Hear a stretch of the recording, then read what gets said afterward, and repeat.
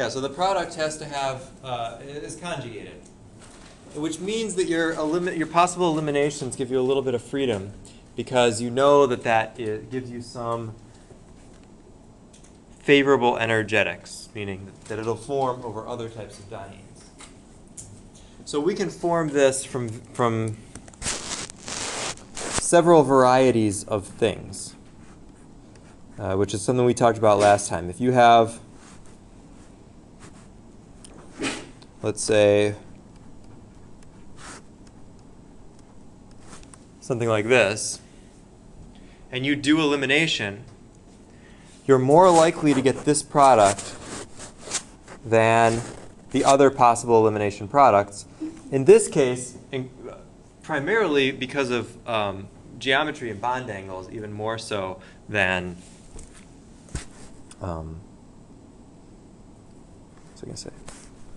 than just the energetics of the conjugation. If you imagine eliminating this, okay, you're unlikely to form that. Why?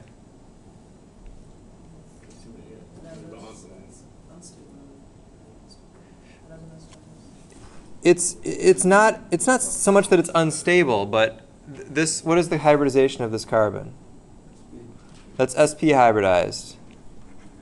And what's the bond angles for an sp hybridized carbon generally? 180. So you're forcing this thing to bend into a ring when it wants to be straight. That's a lot of strain. It's a lot of strain. So in that case, I guess it is unstable. And the same thing with the other possibility, which is this, which is actually known. You can make this, but it's also high energy and unlikely to form. So if you have normal sorts of elimination conditions, you would expect to eliminate in this way.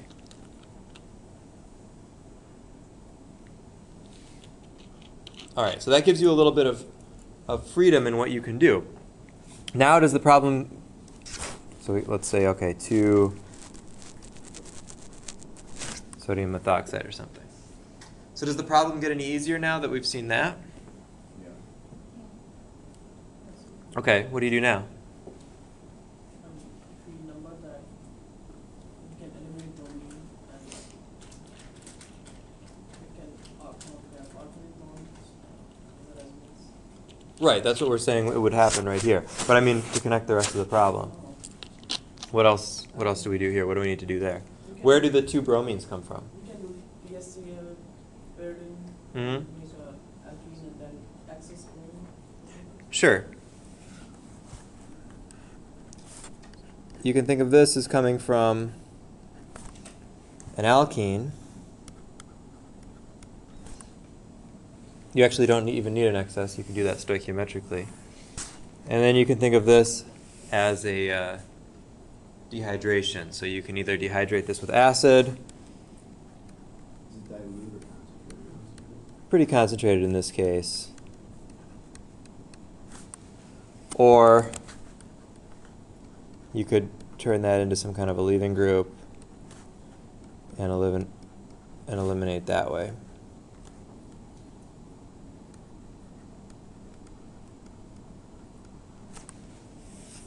All right.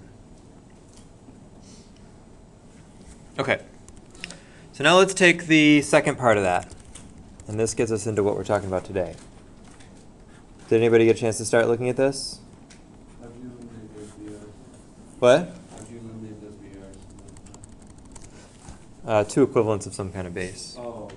And we're saying that, in a normal structure, we may not be able, or depending on the structure, you can't always say that, well, 2 or 3 equivalents of base are going to eliminate in just the way that we want it to. We want, to make this alkene over here and this one over here.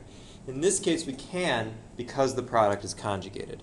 And we know that that's going to be more favorable than the other potential double elimination options, which we drew up there.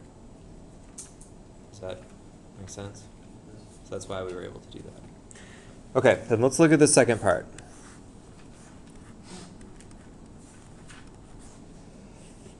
Okay, as practice and kind of an introduction to this, draw this mechanism. Probably the first mechanism that you learned last semester was alkene addition, or maybe the second. I don't remember the orders of the chapters in that one. But you attack you know how to do this thing, right? You've done this before. So pick one of the alkenes, draw that mechanism, but then look at the intermediate and see if the intermediate has resonance that will lead you to a different product. All right, so everybody give that a try.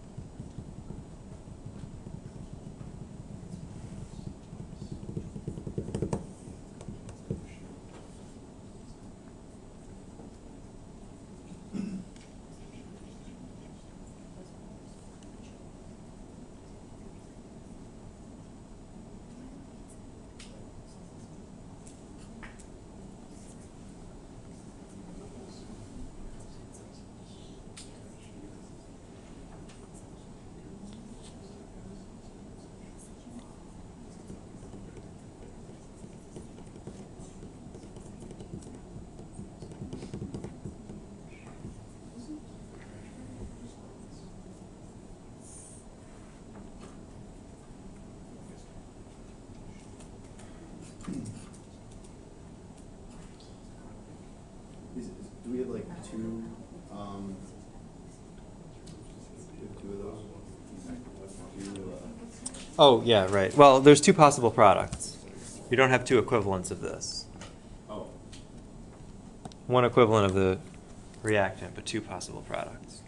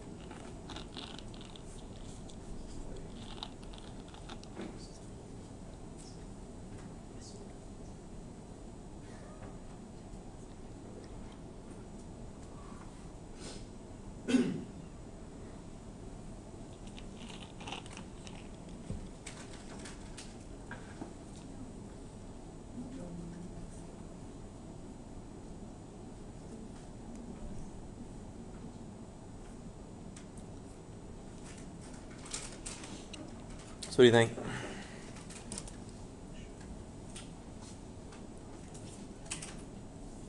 Well, what did you come up with as the first mechanistic step here? What happens? All right, so let's start there.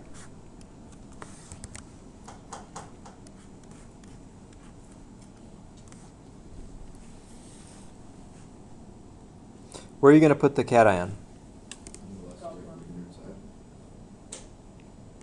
The cation. Yeah, the upper side is less, or it's, yeah, less steric. Actually, both sides would be the same amount of steric hindrance. Wait, the bottom. No, you put it on the top. What are you saying? It's more stable, Why? because it can sort of share the electrons of the other bond. That's right.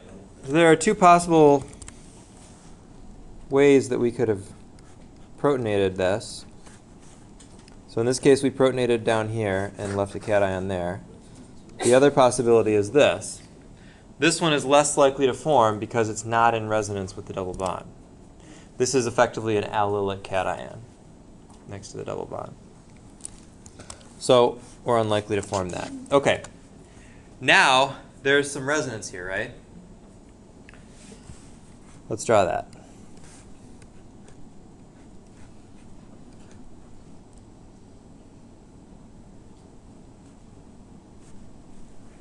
Oops, I just realized I did something down here. Okay, we'll figure that out in a second. So there's the resonance. And now each of those can go on to form the product. Now, I set this problem up wrong, so that's probably why you were confused. But let's change this. Let's put a methyl group here. And no, that's still not right. Let's put a methyl group here. Okay.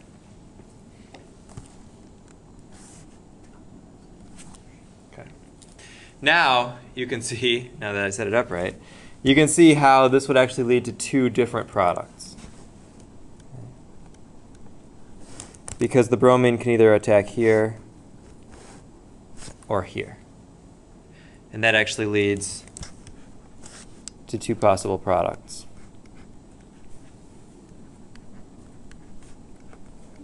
This one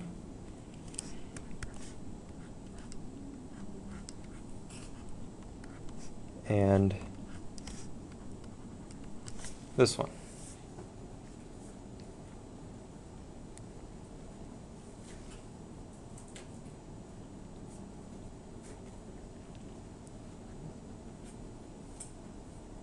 This is perhaps even clearer. Shouldn't have tried to be fancy and stick with the same thing as the synthesis problem. This is clearer when we look at something like butadiene. What? Should follow you with the spinning. Which one would dominate over the other? Well, we're going to talk about that. It actually depends on the conditions. There's no spinning. Well, or more to just a different drawing from the product above to the product down below. Oh, okay. Let's look at butadiene then, and then we'll talk about what happens. Real quick. Yeah. On the second resonance structure on my right, Yep. why doesn't it do carbocation shift? Good question. Why do you think? Because it's allylic? Yeah. Yeah. That the resonance is always going to be far more stable than even a tertiary carbocation. So a tertiary carbocation is still going to be less stable than a carbocation that's in resonance. And so we wouldn't expect to see the shift there. But yeah, good question. Wait, I'm sorry, say that again? The question was here, why don't we see a hydride shift and get the cation over here? Well, if we did, that wouldn't be in resonance anymore. So the resonance really, and we'll see that throughout the semester, so something to keep in mind. Resonance stabilization is generally, not always, but generally a far stronger effect than anything else. So when we look at resonance effects versus inductive effects, like electronegativity and stuff, resonance effects always win out. Not always, but often win out, because that is a very strong stabilizing interaction. Okay, let's look at this addition to HBr. We're going to do the same thing and see the same mechanism again. But let's organize it a little bit differently. Whoops. So this time the choice is clear. We're going to protonate on the end and put the cation there. Not only is that the more substituted carbocation, but it's also the only one in resonance. And then we're going to look at two pathways. So before we even draw the resonance, let's draw the standard end to this mechanism as you would have learned last semester. So you got the bromide, attacks that carbon.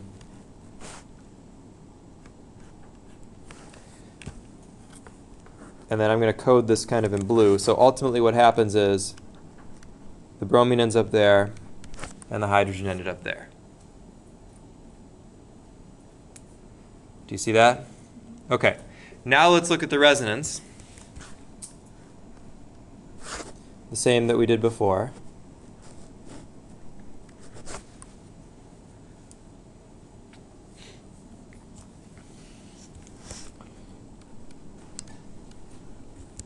And now the bromine can attack here.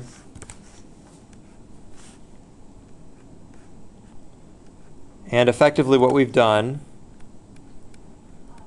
why is it not on the, like, why is it on the end carbon? well, yes, depending on some of the stuff we're about to talk about. This is possible because you can have resonance here where this bond goes over. That's still an allylic cation, so it's still relatively stable. And so these are the two possible products that we can have. We call this one the 1,2 product. And we call this one the 1,4 product for maybe obvious reasons. Is that obvious? Or am I assuming that that's obvious? Okay. 1,2 is on the 1 and 2. They're next to each other. 1,4, 1 and 4. Okay. So those are the two possible products of this addition. Now, as you've all been asking, how do we know which is more likely and why? Well, the fact is that we can actually control this. Let's look at the temperatures here. Let's see, I don't really have room. I'll just write it underneath, it's fine. At 0 degrees C, low temperature, we get about 71% of this and 29% of this. And at 40 degrees C, we get about 15% of this and about 85% of this. So what's going on here? Yeah. Exactly. One of them's kinetically favored, and one of them's thermodynamically favored. Which one's kinetically favored? 1,2 product. How do you know? Based on the fact that at a lower temperature it still thrives and it's still the predominant reaction. Okay, that's right. So we're going to talk about the energetics of this, so don't worry if you're a little lost here. So this one, whoops, is the kinetic product, meaning the fastest. And this is the thermodynamic product, or the more stable. There we go.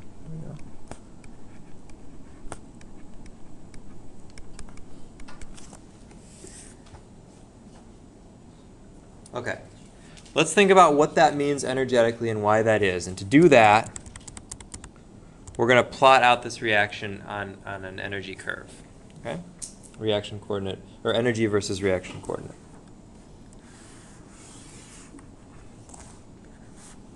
Here's energy. Here's the reaction coordinate. Okay. We start, of course, with the starting materials.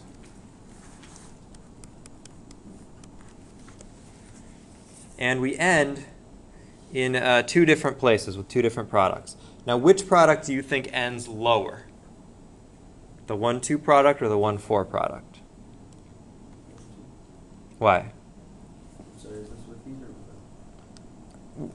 Either way, we don't know anything about heat. This I is mean, general energy. Which one is going to end up lower on this energy plot? Which product is lower energy? Let's say the one with the second.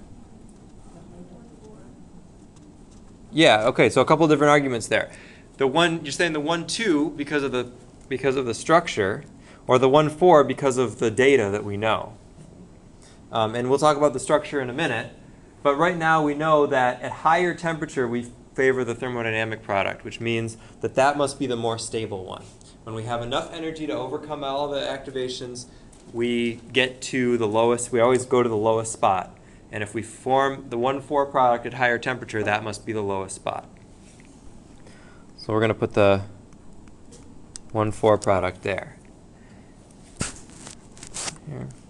And then the 1,2 product is here. Okay. Now we also know that there's an intermediate, and the intermediate is the same for in both cases. I mean, yes, there's resonance, but we know that resonance is really a hybrid, and it's the same. So that's here. And that's our either carbocation.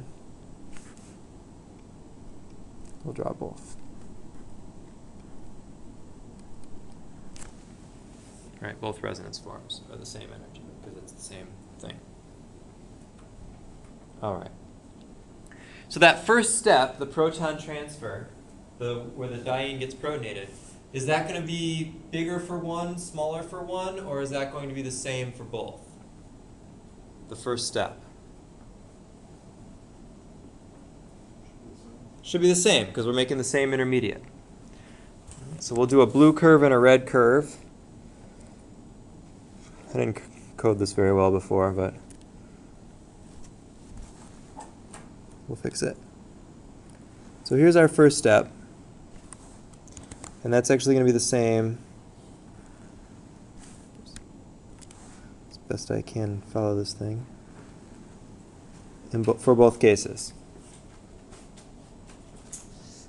Now the second step, the nucleophilic attack. We expect one of these to have a little bit lower activation energy than the other. Which one has a lower activation energy? The 1,2, right, because we know that's the faster product. That's the kinetic product. It forms faster. So let's make that one red.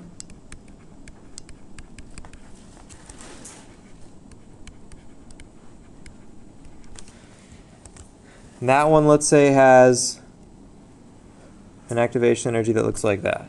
And that's the rest of the curve. So then the blue one is going to have a little bit higher activation energy, but then comes down here. You want to see a prettier picture of that, you can look in your book. But what this is telling us is when we control the temperature to be like right here, so we only have this much energy, we don't have enough energy to form the 1,4 product. So the 1,2 product is the only one that can form. That's the only hill we can get over. If we have this much energy, so let's call this 0 degrees C, and let's call this 40 degrees C. If we do have plenty of energy, then we would expect to settle on the lowest spot, which in this case is the 1,4. Now these things are, of course, not always perfect like that, and there are lots of other little things in solution. There's statistics to keep in mind and all of this. So that's why you don't see 0 and 100%. There's always going to be mixtures in all organic reactions. But you can see that it's clearly favored in one case. And that has to do with these effects that we've just talked about. So now let's talk about the why behind that. We've looked at the data now. Why is the 1,4, or let's go the other way first. Why is the 1,2 product favored speed-wise, kinetically? Why is the 1,2 product faster to form? Yeah. Because the intermediate is more stable. Well, yes, sort of. It certainly looks that way the way that we've drawn it. However, remember that resonance is not actually resonance. It doesn't mean the thing is bouncing back and forth. It means there's a hybrid of both of those things. So that's actually, that's what it looks like, absolutely. And I think that's a great thing to draw from what we've drawn. But in reality, that's really not going to be as big of an effect. It's actually something even simpler. Because the intermediate on that one resembles the starting point of the next, the double line. You did say that resonance is like a hybrid, but it's Right. looks like That's also sort of true. But there's another effect that outweighs those that you don't think about because it's almost too simple. But it actually has a bigger effect than all of these complex chemical answers that you guys are coming up with. Yeah? I don't really know how to explain the kinetic with thermodynamic. It's definitely going to be bouncing back and forth. So every time you make a kinetic product with more energy, you're just going to convert it back and eventually you'll end up with the full product. That's right. But again, why is the one faster then? Why is the one too? Lower activation energy instead of shorter run. Well, yes, but that's sort of saying the same thing. I mean, what chemically is going on in the reaction that causes the shorter hump? Any ideas? The bonding part, I think, On the screen. Well, sort of. No, it's actually something very simple called the proximity effect. What do you think that means? how far bromine is from the armageddon. Exactly. In the 1,2 product, remember that these reagents come in together. The hydrogen gets grabbed by the diene grabs the hydrogen, and that bromine's still there. So it's already in position to get grabbed by the carbocation that's right next to it. That's a proximity effect. It happens to be closer. Okay. yeah, so that carbocation is more stable than the one on the other reference. It's not really a stable thing. Remember, when we talk about stability, we're talking more about thermodynamics. It's simply a proximity thing. It's closer, so it can connect faster. Wait, how do you know the bromine minus is closer? It's going to be closer Oh, I see what you're saying, because the hydrogen bonds, okay, yeah. never mind. to the 1,2 position or the 2 position. I guess that's technically just the 2 position. It's closer to the 2 position. It's right there already. And that's why it's faster.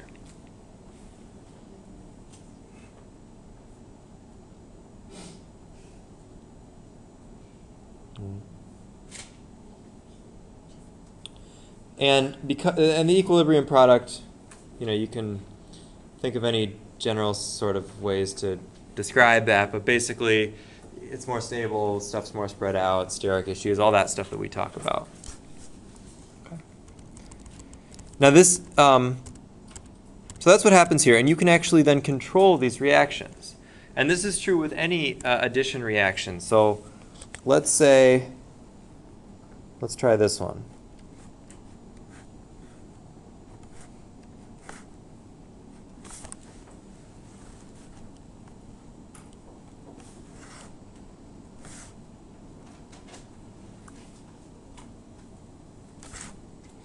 Let's make it symmetric, so not too difficult right now.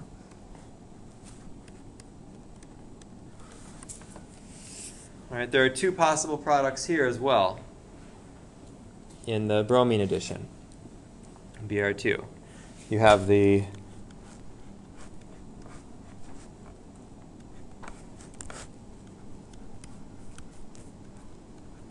(1,2) product.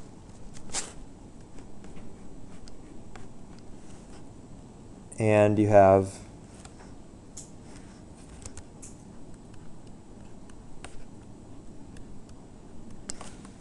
the 1,4 product.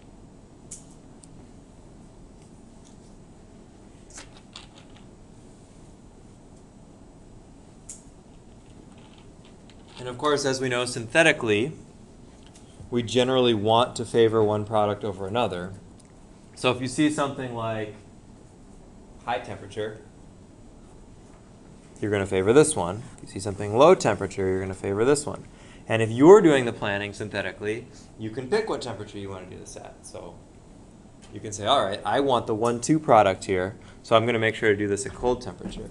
Or I want the 1,4 product here, so I'm going to do this at higher temperature.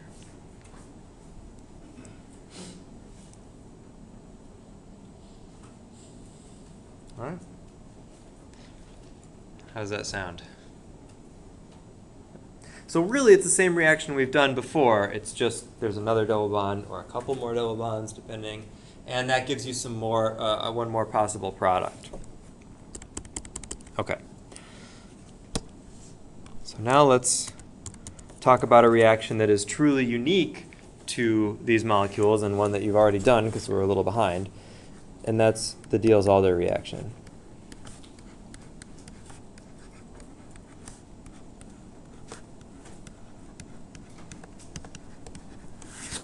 We, of course, did this in lab last week. And now we're going to talk about a little bit more about what's actually going on here. This is a very important reaction in chemistry. It's known as a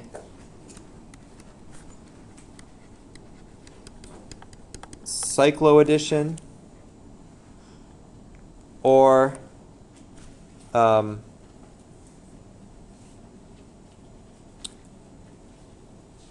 yeah, we'll stick with Cyclo Addition. And it looks like this, which you've sort of seen. You take a diene, and you react it with an alkene, and you end up with a cyclohexene.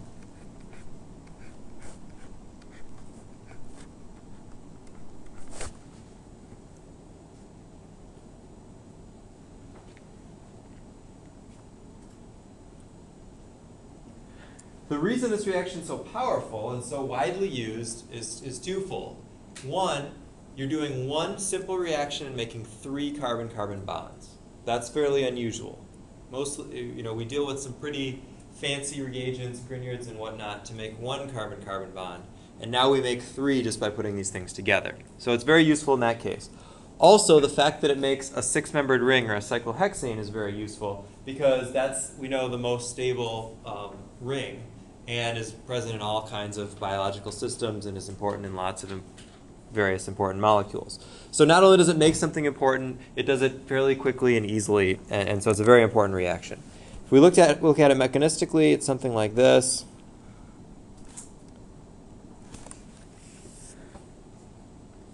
So you've got the electrons making one connection, another connection, and then 2 of them coming up to form that double bond.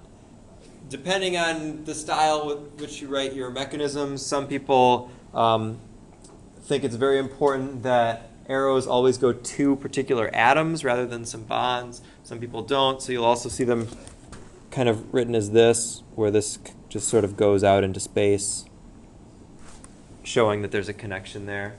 I don't really care how you draw that. Okay. Also importantly, even though there's a lot going on here, this is a one-step reaction. It's known as a concerted reaction. It all happens at once. And we're going to look at the molecular orbitals that we developed last time as a way to kind of discover what's going on here and the selectivity there. These are usually done at relatively high temperatures, but they're actually reversible. And at also high temperatures, you can do the backwards reaction known as a retro Diels-Alder reaction.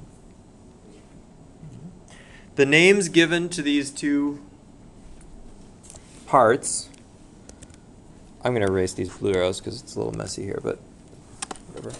This is known, of course, as the diene. We've been talking about those. And then in the context of a Diels-Alder reaction, the alkene part, since alkene is sort of general, is referred to as the dienophile. So the thing that wants the diene, dienophile. And now generally, for this to have some selectivity, that X there needs to be some kind of electron withdrawing group. So X needs to be something like an aldehyde or an ester or a ketone. You get the idea. Can be a nitrile, acid. And if you look back at the reaction that we did last week in class, you'll see that in case that is in fact the case for our dienophiles. We had electron withdrawing groups on it like that. Often the simplest Diels-Alder reaction is drawn with just the alkene. That's very disfavored. You need pretty high temperatures for that. And it's difficult to get selectivity because at that point the diene can actually react with itself. And we'll draw some of those reactions. So before we, one more thing, and then we're going to do some practice before we get into all the details about this. So the other thing is, we know the diene can flip around. We talked about the S-cis and S-trans last week. In fact, it has to be in the S-cis form to do this. That's usually not a problem because any straight chain diene can flip around all at once. However, in some cases, the diene can be locked in a way where it won't be able to do a Diels-Alder reaction. So you can imagine a molecule like that. This diene is locked in the S-trans configuration because of the ring and actually can't flip around. So this one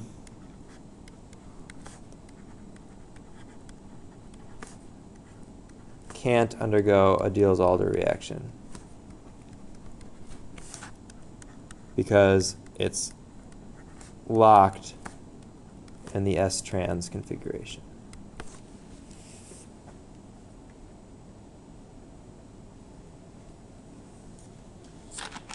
Another thing to keep in mind is the stereochemistry of the dienophile matters.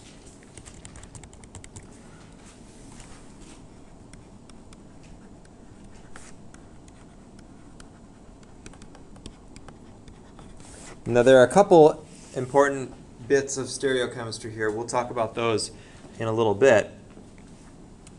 But the first part of stereochemistry we're going to talk about is that the diene acts, because this is a one-step reaction, the two things come together. If you have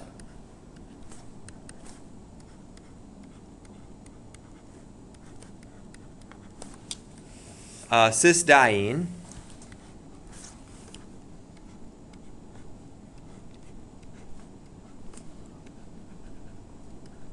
you're going to form a cis product. Okay. If you have a trans diene, you'll form a trans product.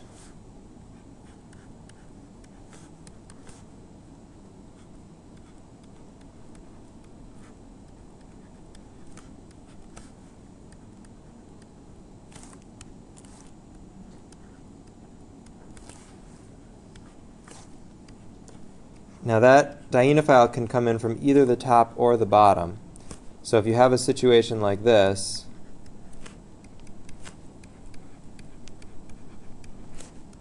you would also expect to form the enantiomer here. It's not a stereoselective reaction in this case, although we are going to talk about some stereoselectivity in a different way. But it is stereospecific, so it retains the stereochemistry from the starting material.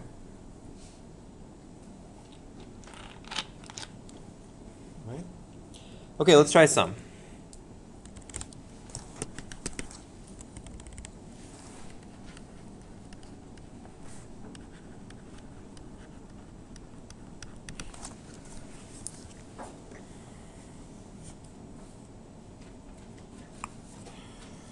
Start with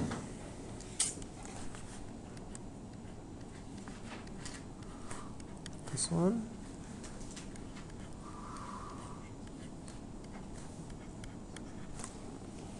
Okay. Get that one. Try this one.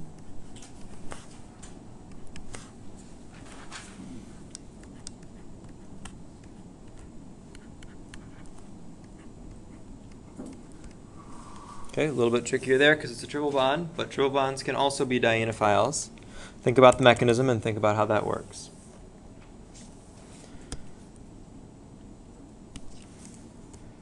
And then the last one.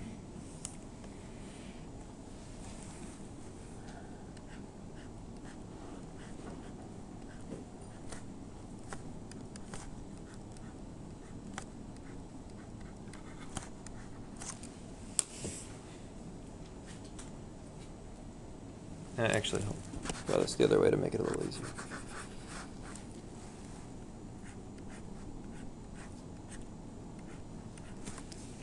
Okay, so you can come up with the products of those following the mechanism that we just talked about.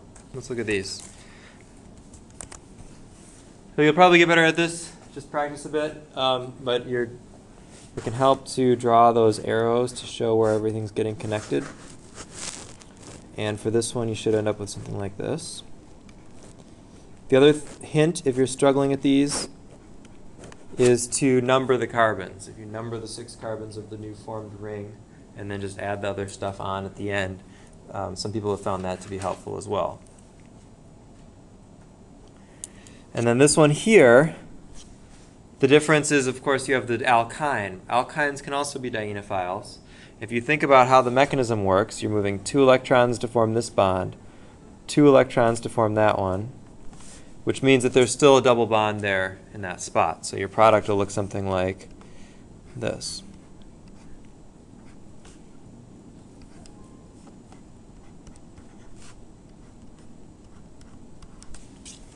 All right. And then the final one, again, the mechanism stays the same. So this carbon here gets connected to this carbon here. This one gets connected over there. And those move over. Now the confounding part here is that there's this extra carbon at the end of the ring that's bound to both of them. So one way to draw the product, although not the best way,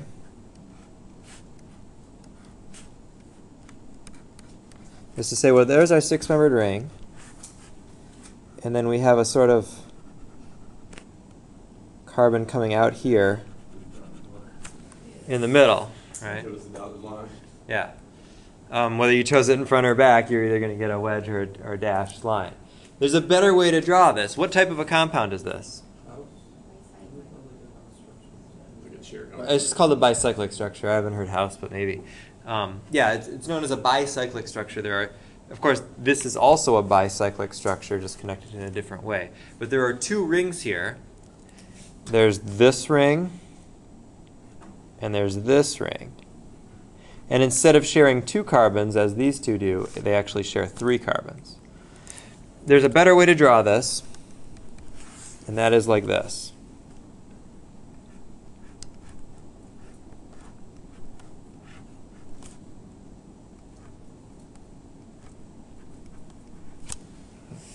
Kind of a 3-dimensional structure. We don't use dashes and wedges in this case. It's kind of like a chair conformation. We just kind of look at it edge on, and you can see that carbon coming up on the top. And I don't know if you drew some of these back last semester when you talked about naming them or not. But that's the bicyclic structure. So let's practice that a little bit.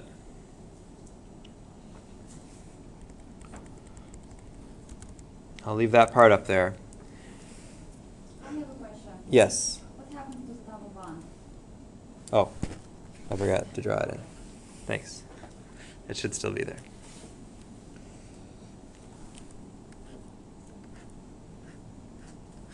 Okay, try this one.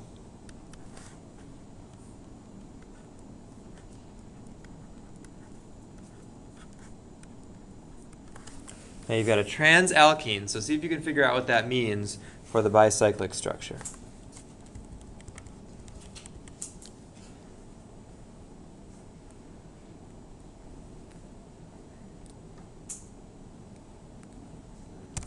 All right, so hopefully you came up with something like this.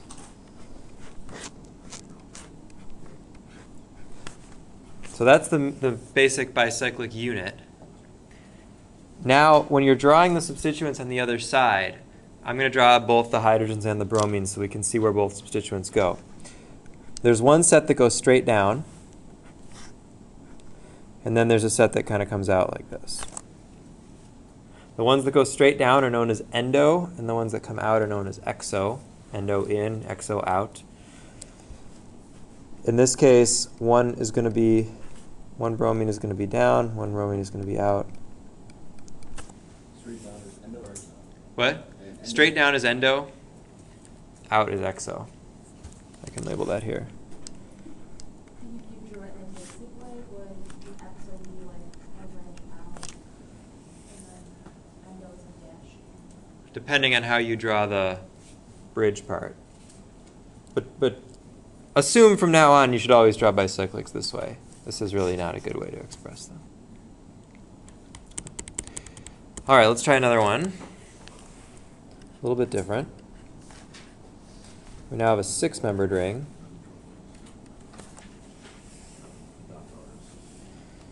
And we're going to react this cyclohexane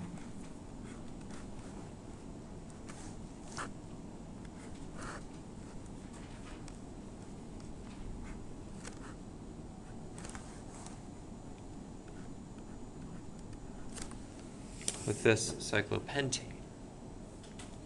And this is going to be a little bit weird. I'll just tell you that now. Might be a little tricky. All right. So this actually presents another interesting problem. First, let's put in the bicyclic part, and then we'll figure out how to deal with that ring. Whoops, what am I doing? In this case, it's going to look much the same. What's the difference?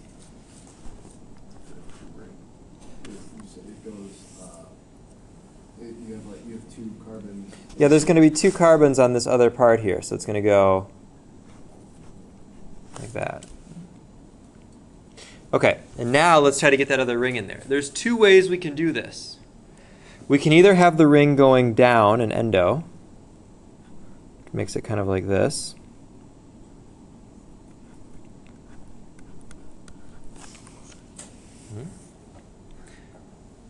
Or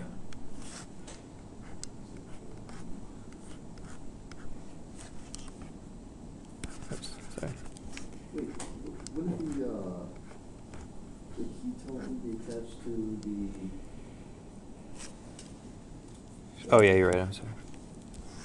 Ketone's coming off on this side, so like that.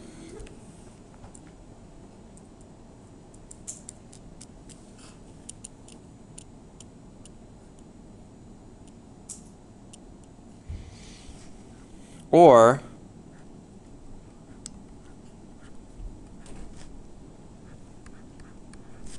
we can have something like this.